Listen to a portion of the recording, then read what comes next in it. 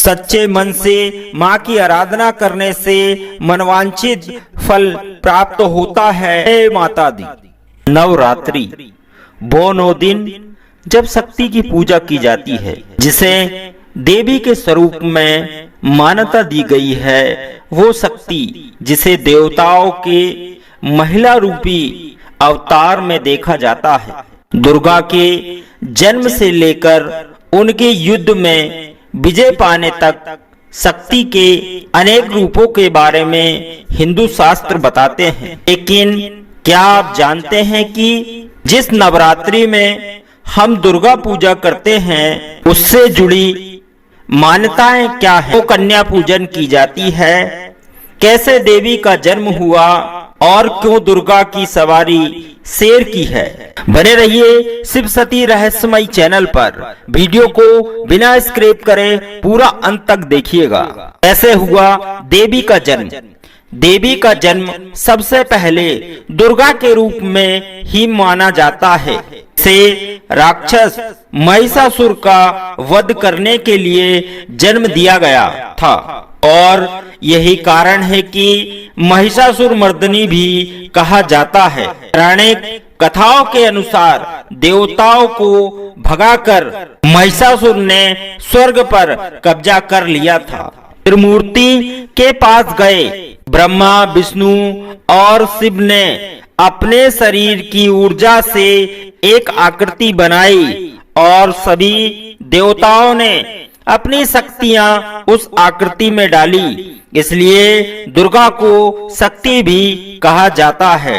दुर्गा की छवि बेहद ही सौम्य है, क्योंकि सभी देवताओं ने मिलकर उन्हें शक्ति दी, इसलिए वो सबसे ताकतवर देवी मानी जाती है। उन्हें शिव का त्रिशूल मिला, विष्णु का चक्र, ब्रह्मा का कमल, वायुदेव से उन्हें नाक मिली, हिमावत से कपड़े, धनुष और शेर मिला और ऐसे एक एक कर शक्तियों से वो दुर्गा बनी, युद्ध के लिए तैयार हुई। दुर्गा की शक्तियों के बारे में मैं ऋग्वेद के श्लोक नंबर 10:125 1 से लेकर 10:125 8 तक देवी सूक्ता में पढ़ा जा सकता है।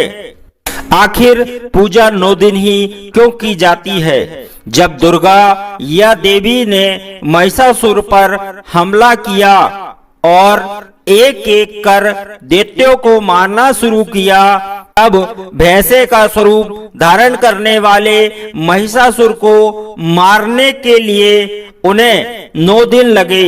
इसलिए नवरात्रि को 9 दिन मनाया जाता है। इससे जुड़ी अन्य कथाएं भी ऐसे नवरात्रि को दुर्गा के 9 रूपों से जोड़कर देखा जाता है और कहते हैं कि हर दिन युद्ध में देवी ने अलग अलग रूप लिया था और इसलिए 9 दिन 9 अलग अलग देवियों की पूजा की जाती है। हर दिन को अलग रंग से जोड़कर भी देखा जाता है। वो है अष्टभुजाओं वाली दुर्गा। देवी दुर्गा को अष्टभुजाओं वाली कहा जाता है। कुछ शास्त्रों में 10 भुजाओं वाला भी कहा जाता है। वास्तु शास्त्र में 8 अहम दिशाएं होती हैं, लेकिन 10 कोण या दिशाओं की बात की जाती है। पूर्व, पश्चिम, उत्तर, दक्षिण, north east, south east, south west, north west, आकाश की ओर, पाताल की ओर। कई जगह 8 दिशाएं ही मानी जाती हैं, क्योंकि आकाश और पाताल की ओर की दिशा का दर्जा नहीं दिया जाता है। हिंदू शास्त्रों के अनुसार ऐसा माना गया है कि देवी दुर्गा हर दिशा में अपने भक्तों की रक्षा करती है और यही कारण है कि उनकी 8 भुजाएं हैं जो 8 दिशाओं में काम करती हैं। देवी की शेर की सवारी ही क्यों? देवी को शेर पर सवार बताया जाता है। दुर्गा का वाहन शेर है और इसे अतुल्य शक्ति से जोड़कर देखा जाता है। ऐसा माना जाता है कि शेर पर सवार होकर दुर्गा माँ दुख और बुराइयों का अंत करती है। दुर्गा को त्र्यंबके क्यों कहा जाता है? दुर्गा को त्र्यंबके कहा जाता है कि यानी 3 आंखों वाली। शिव भी त्रिनेत्र कहलाए हैं, जिनकी 3 आंखें थी। दुर्गा को भी शिव का ही आधा रूप माना जाता है। इसे शक्ति भी कहा जाता है। दुर्गा की 3 आंखें अग्नि, सूर्य और चंद्र का प्रतीक मानी जाती है। दुर्गा की पूजा के लिए 108 मंत्रों का जाप क्यों होता है? नवरात्रि को दुर्गा पूजन के नाम से भी जाना जाता है। कहा जाता है कि भगवान राम ने माँ दुर्गा की पूजा की थी, जिन्हें राम ने महिषासुर मर्दनी के नाम से ही संबोधित किया था। ये पूजा रावण से युद्ध करने के पूर्व की गई थी और इसलिए दशहरा नवरात्रि के अंत में मनाया जाता है। जिस दिन रावण का वध हुआ था, माना जाता है कि राम जी ने दुर्गा पूजा के वक्त 108 नीलकमल चढ़ाए थे और इसलिए 108 को ही शुभ माना जाता है। पितृ पक्ष के अंत में नवरात्रि क्यों मनाई जाती है?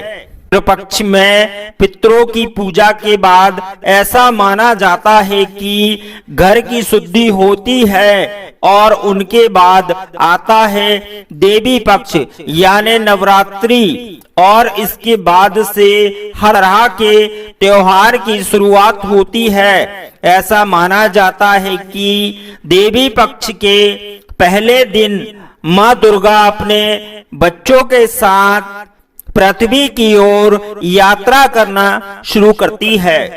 क्यों ली जाती है तवाइफ के घर की मिट्टी? इस प्रथा से जुड़ी मान्यता है कि तवाइफ के घर जाने से पहले एक पुरुष अपनी सारी इच्छाएं और पवित्रता उसके आंगन में छोड़कर ही अंदर जाता है और यही कारण है कि तवाइफ के आंगन की मिट्टी बहुत पवित्र हो जाती है। इसी मिट्टी को मिलाकर दुर्गा की मूर्ति बनाई जाती है।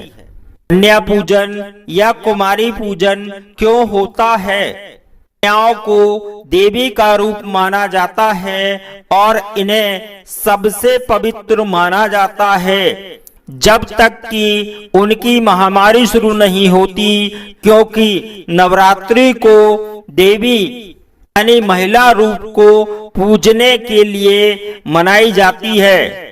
इसलिए इसे छोटी कन्याओं को इससे जोड़ा जाता है। असल में ये पूजा स्वामी विवेकानंद ने सन 1901 में बेंगलुरु मठ में शुरू की थी।